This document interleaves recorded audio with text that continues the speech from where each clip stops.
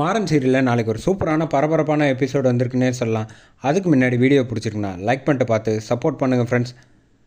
மாறன் வந்து ஃபோன் பண்ணுறாங்க வீராக்கு. வீரா ஃபோனை கட் பண்ணிக்கிட்டே இருக்காங்க. உடனே வந்து மறுபடியும் கால் பண்ணுறாங்க. இவன் விட மாட்டான் போலையே. சரின்னு அட்டன் பண்ணோன்னே என்ன ஃபோன் பண்ணால் கட் பண்ணிக்கிட்டே இருக்க அப்படின்னா, பின்ன உன் கூட எல்லாம் பேச முடியாது அப்படின்னு. ஏன் பேசுனா என்ன குறைஞ்சா போக போகிற?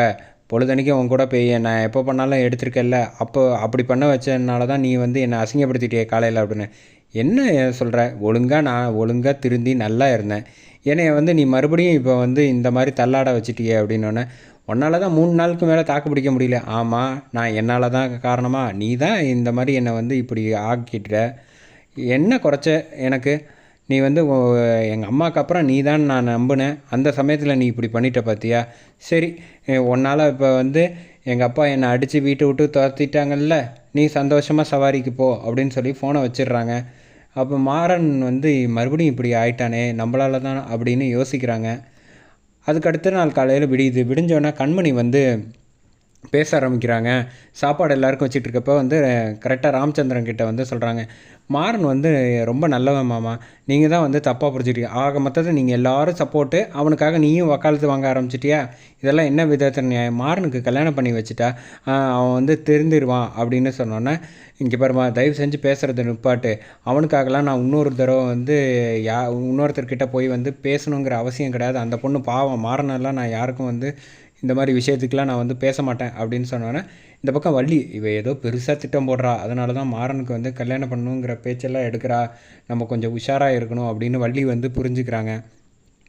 இங்கே வந்து காலையில் விடிஞ்சோடனே கடைக்கு வந்து மாறன் வந்துகிட்டு இருக்காப்புல. வந்தோடனே வந்து வீரா வந்து லேப்டாப்பில் வந்து வேலை பார்த்துட்ருக்காங்க. கூப்பிடலான்ட்டு போகிறாங்க. கூப்பிட்றதுக்கு முன்னாடி பார்க்குறாங்க வந்து லெக்சர் எல்லாத்தையும் எடுத்து ஃபைல் எல்லாரையும் பார்த்துட்டு இருக்காப்புல மாறன்.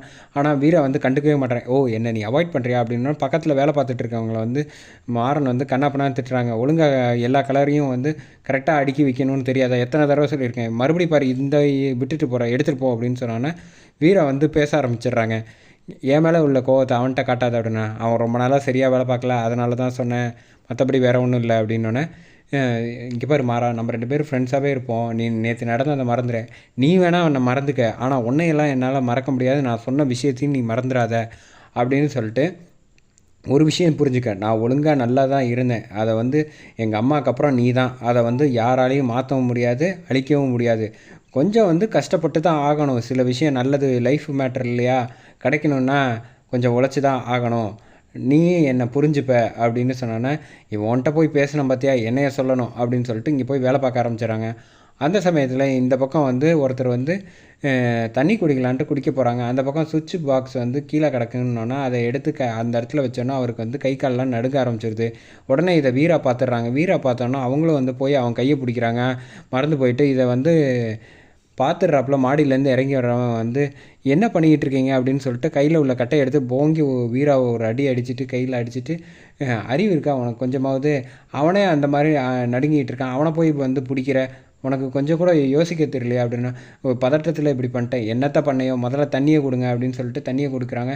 டேய், ஒரு விஷயம் புரிஞ்சுக்கடா, அது 10 ரூபா பொறுமா, அதுக்கு வந்து எத்தனை தடவை சொல்லியிருக்கேன், போய் வந்து சாக்கெட்டை மாற்றி வச்சுருக்கலான்னு, அது புரியாமல் இப்படி பண்ணிட்டு உனக்கு உடம்பு சரியில்லாமல் ஏதாவது ஆகி போச்சுன்னா குடும்பத்தை யாரை பார்க்குறது, கொஞ்சம் மூளையோடு வேலை செய்யணும் அப்படின்னு சொல்லிட்டு, ஏதாவது அடிபட்டிருக்கா அப்படிங்கிற, எனக்கு ஒன்றும் இல்லை, அக்காவுக்கு தான் அடிபட்டிருக்குன்னொன்னே, சரி வான்னு கையை பிடிச்சி அழைச்சிட்டு போகிறாங்க. அழைச்சிட்டு வந்துட்டு கையில் வந்து மருந்து போட்டு விட்றாப்புல. வீரா கையை பிடிச்சி, வலிக்குது அப்படின்னா, வலிக்காமல் என்ன பண்ணும் அப்படின்னு சொல்லிட்டு, ஏன் சுவிட்ச் ஆஃப் பண்ணியிருக்க வேண்டியதான், நீ கூட கட்டையெல்லாம் என்ன அடிச்சிருக்க வேண்டியதான், நானும் பதட்டத்தில் மறந்துட்டேன், அதே மாதிரி தான் விடு, நானே மருந்து போட்டுக்கிறேன் அப்படின்னு சொல்லிட்டு பேசுகிறாங்க.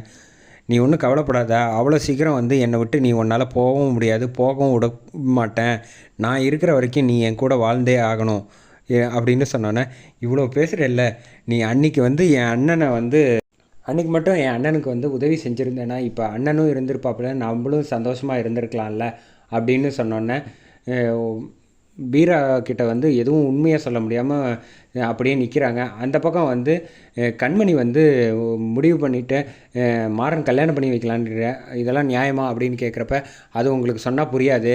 அவன் வந்து தான் ஆசைப்பட்டவங்க வந்து கிடைக்காம இன்னொருத்தவங்கள கல்யாணம் பண்ணிக்கிட்டு வாழ்கிறத கஷ்டத்தை அவனுக்கு நான் கொடுக்கணும். அதுக்காக தான் ஒருவேளை அவன் வந்து வீரா விட மாட்டேன் அப்படின்னு சொல்லிட்டு அவனை கல்யாணம் பண்ணிக்க சம்மதிச்சிட்டானா என்ன பண்ணுவேன் அப்படின்னோடனே, வீராவுக்கு இன்னொரு கல்யாணம் பண்ணி வச்சிட வேண்டியதான் அப்படின்னு சொல்லிட்டு கீழே ராமச்சந்திரன் கிட்ட வந்து பேசுகிறாங்க மறுபடியும்.